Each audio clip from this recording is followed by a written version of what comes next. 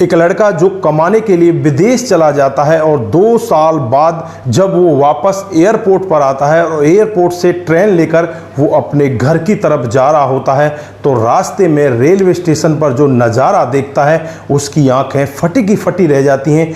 Railway station पर अपने माता पिता और अपनी पत्नी को भीख मांगते हुए देखता है। दोस्तों, वो वहीं पर बैठकर रोने लगता है। माता पिता और पत्नी भी वहाँ पर उसके साथ बैठकर रोने लगती हैं।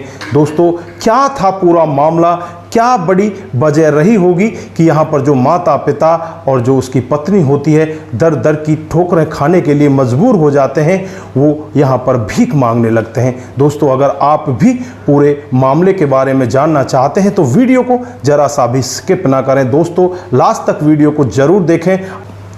आगे बढ़ने से पहले हमारी वही रिक्वेस्ट कि जो हमारे चैनल के साथ नए हैं कृपया करके चैनल को फॉलो कर लीजिए, बेल आइकन को जरूर प्रेस करिए। नमस्कार, जय हिंद। आप देख रहे हैं APH न्यूज़ राहुल रावत के साथ। तो दोस्तों, आज की जो हकीकत की घटना आपको बताने जा रहा हूं, ये उत्तर प्रदेश के आगरा की हकीकत की घटना है। यहाँ पर राजेश नाम का एक लड़का, जिसके बड़े भाई का नाम राकेश होता है। दोस्तों, राकेश की शादी हो जाती है। जो उसकी पत्नी होती है उसका करैक्टर पहले से ही ढीला होता है।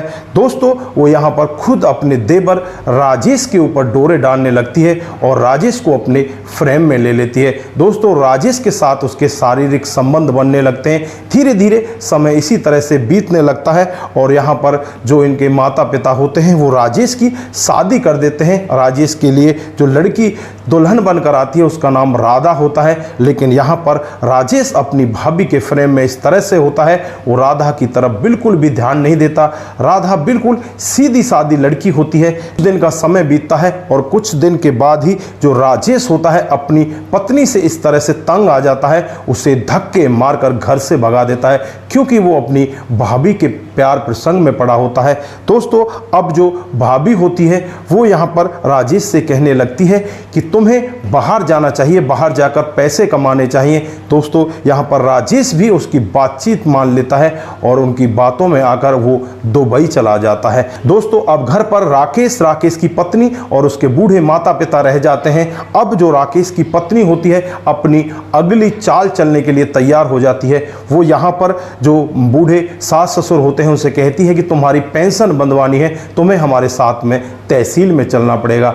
दोस्तों, तहसील में जाकर उनकी जो प्रॉपर्टी होती है, चल अचल संपत्ति जो भी होती है, सारी की सारी वो अपने नाम करा लेती है। दोस्तों, कुछ ही दिन में उस सारी प्रॉपर्टी को राकेश और उसकी पत्नी बेच जाते हैं और घर का ताला लगा दिया जाता है। दोस्तों, बूढ़े माता पिता रोड पर आ जाते हैं। राकेश और राकेश की पत्नी यहाँ पर राकेश की ससुराल में पहुँच जाते हैं और वहाँ जाकर रहने लगते हैं। दोस्तों, धीरे धीरे समय बीतता रहता है और लगभग 1.5 से पौने 2 साल का समय बीत जाता है जब राजेश वापस इंडिया आता है। और इंडिया आने के बाद दिल्ली से आगरा की ट्रेन पकड़कर आगरा पहुँच जाता है। और आगरा पहुँचने के बाद जब वो अपने घर पर आकर देखता है तो उसकी आंखें फटी की फटी रह जाती हैं कि घर पर तो ताला लगा हुआ है। जब अड़ोसी पड़ोसियों से पूछताछ की जाती है तो अड़ोसी पड़ोसी यही कहते हैं कि जो तेरा भाई है, जो तेरी भाभी है, वो इस घर को बेचकर, इस जमीन जायदाद को बेचकर यहाँ से कहीं बाहर जा चुके हैं और जो तेरे माता पिता हैं उन्हें दर दर की ठोकर खाने के लिए रास्ते पर छोड़ दिया है। कुछ लोगों का मानना तो ये है कि वो आगरा स्टेशन पर ही भीख मांगा करते हैं। बेटे की आंखों में आंसू आ जाते हैं और बेटा दौड़ा दौड़ा हुआ वहाँ से भागता हुआ रेलवे स्टेशन पर पहुँच जाता है। और जब रेलवे स्टेशन का वो नज़ारा देखता है तो बस वो देखता ही रह जाता है। उसके बूढ़े माता पिता वहाँ पर भीख मांग रहे होते हैं और जो उसकी खुद की पत्नी होती है वो ट्रेन में टॉफ़ी या कुछ चॉकलेट वगैरह बेचा करती है। दोस्तों, इन सब की हालत को देखकर राजेश एकदम से टूट जाता है और जो यहाँ पर उसकी पत्नी होती है राधा भागकर आती है, दौड़कर अपने पति के चरणों में गिर जाती है और उसका उसी तरह से स्वागत करती है जैसे कि वो पहले अपने पति का स्वागत किया करती थी। दोस्तों, यहाँ पर राजेश राधा को पाकर बहुत ज़्यादा खुश होता है, अपने माता पिता के पास पहुँच जाता है और जब माता पिता से पूरी अपबीती पूछी जाती है तो माता पिता रोते हुए कहने लगते हैं कि तेरी भाभी ने इतना बुरा काम किया है कि उसने हमें पेंशन के बहाने से ले गई और सारी प्रॉपर्टी हमसे हड़प ली और उस सब को बेच कर वो यहाँ से फरार हो चुकी है। दोस्तों माता पिता की हालत को देखकर बेटा भी बहुत ज़्यादा रोने लगता है और उसके बाद यहाँ पर वो ज़्यादा पढ़ा लिखा नहीं होता। फिर कामकाज करने के लिए रेलवे स्टेशन के पास ही एक मंडी होती है, उसमें पल्लेदारी का काम होता है। कुछ दिन वो पल्लेदारी का काम करता है। इधर जो उसकी पत्नी होती है राधा, वो कहती है कि थोड़ा सा पैसा लेकर यहाँ पर हम सब्जी की दुकान कर लेते हैं और उसके बाद धीरे धीरे अपना कामकाज चलता रहेगा। दोस्तों होता भी कुछ ऐसा ही है। जो राधा होती है वो खुद सब्जी की दुकान पर बैठ जाती है। जो बूढ़े माता पिता होते हैं वो भी वहाँ पर उसको सहारा देते हैं। धीरे धीरे करके वो सब्जी की दुकान इतनी अच्छी चलने लगती है, उनकी खुद की कुछ दिनों के बाद ही एक आड़त हो जाती है। दोस्तों कई नौकर उनके पास काम करने लगते हैं, उनको दिन दुगनी रात चौगनी तरक्की होने लगती है। दोस्तों धीरे धीरे लगभग 6 से 7 महीने का समय बीत जाता है। इधर जो राकेश होता है, उसकी पत्नी होती है, जो उनके पास जमा पूंजी होती है वो खर्च हो जाती है और वहाँ पर उनके पास कुछ भी नहीं रहता। जो यहाँ पर राजेश की पत्नी होती है, उसके भैया भाभी होते हैं, इन दोनों को वहाँ से धक्के मारकर भगा देते हैं।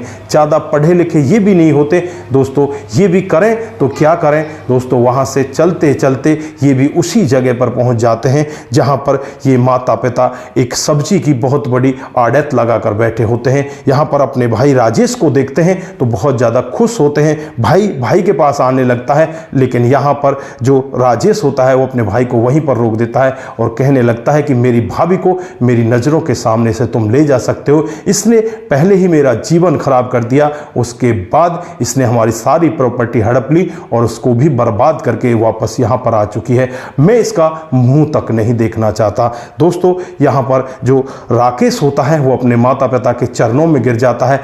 वो राजेश से कहने लगते हैं कि ये तेरा भाई है, अगर भाई से कुछ गलती हो जाए तो क्या उसे माफ नहीं किया जा सकता, तुम इसे माफ कर दो, इसी में हम सब की भलाई है, ये भी तुम्हारे साथ ही रहेगा, इसका भी कोई छोटा मोटा काम धंधा करवा दो, ये भी यहीं पर गुजर बसर कर लेगा। माता पिता की जब ऐसी बात भाई सुनता है तो भाई भी यहाँ पर ज़्यादा कुछ नहीं कह पाता और अपने बड़े भाई के लिए भी वहीं पर काम लगवा देता है। इधर जो राजेश होता है उसके पास कुछ पैसा इकट्ठा हो जाता है, उससे वो अपना खुद का मकान खरीद लेते हैं। राकेश भी उनके साथ ही वहीं पर रहने लगता है।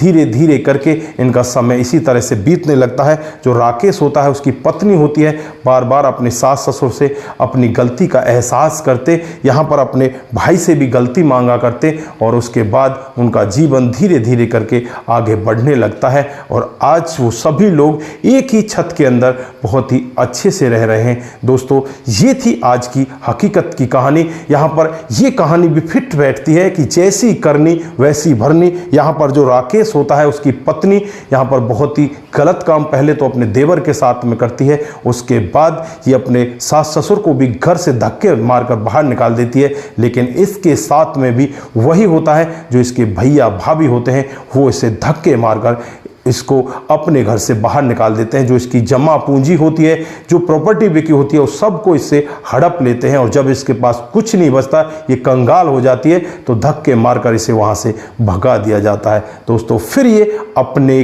जो सास ससुर होते हैं, अपना जो देवर होता है, उन्हीं के पास आ जाती है, वही लोग इसको सहारा देते हैं। तो दोस्तों ये कहानी हमें यहाँ पर शिक्षा भी देती है, अपने तो अपने ही होते हैं। दोस्तों चाहे अपना कितना भी बुरा हो, लेकिन अपने को अपने के लिए थोड़ी बहुत दया तो जरूर आएगी। दोस्तों एक कहावत और भी है, अपना मारे छाया में लारे। ये कहानी हकीकत की है। अगर आपका अपना कोई आपके साथ गलत भी करता है तो जरा सा उसको इतना तो एहसास होगा कि ये मेरा भाई है, मेरा पिता है, मेरा बच्चा है, इसके साथ मैं ज़्यादा गलत काम ना करूं। तो दोस्तों अपनों के साथ जरूर रहिए, अपने रिश्तों को बनाकर रहिए, ऐसी गलतियां कभी भी ना करें जो यहाँ पर इस पति पत्नी ने की थी और उसकी गलती की वजह से आज वो खुद रोड के ऊपर आ जाते हैं। दोस्तों यहाँ पर आप क्या कहना चाहते हैं, आपकी जो भी राय है एक बार कमेंट बॉक्स में जरूर दीजिएगा। दोस्तों आज के लिए बस इतना ही, फिर मिलते हैं किसी नए मूड के साथ। तब तक के लिए आप अपना ख्याल रखें, परिवार का ख्याल रखें, सतर्क रहें, सावधान रहें और अपना और अपने परिवार का रिश्तों की अहमियत को जरूर समझें। नमस्कार, जय हिंद,